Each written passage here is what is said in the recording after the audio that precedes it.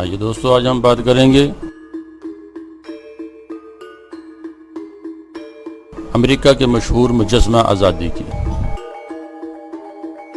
مجسمہ آزادی ایک بہت بڑا مجسمہ ہے جو امریکہ میں نیو یارک کے شہر کی بندرگاہ پر نصب ہے۔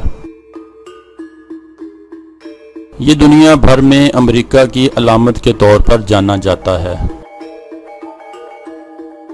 اسے امریکہ کی آزادی کی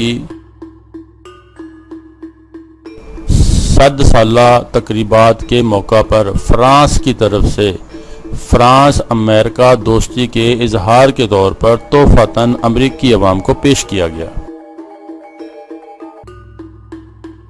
تانبے کا بنا ہوا یہ مجسمہ 1886 میں امریکہ کے حوالے کیا گیا۔ یہ مجسمہ تمام امریکہ آنے والوں کو خوش آمدید کہنے کے لیے دریائے ہڈسن کے دہانے پر جزیرہ آزادی پر لگایا گیا۔ اس کا ڈیزائن آئیفل نے بنایا۔ یہ مجسمہ ایک عورت کا ہے جس نے ڈھیلا سا لباس پہنا ہوا ہے۔ اس کے سر پر 7 کونوں والا تاج ہے جو 7 سمندروں اور 7 بر اعظموں کو ظاہر کرتا ہے۔ اپنے بائیں ہاتھ میں اپنے جسم کے ساتھ اس نے ایک تختی لگائی ہوئی ہے اور دوسرے ہاتھ میں اونچا کر کے ایک جلتی ہوئی مشعل پکڑی ہوئی ہے۔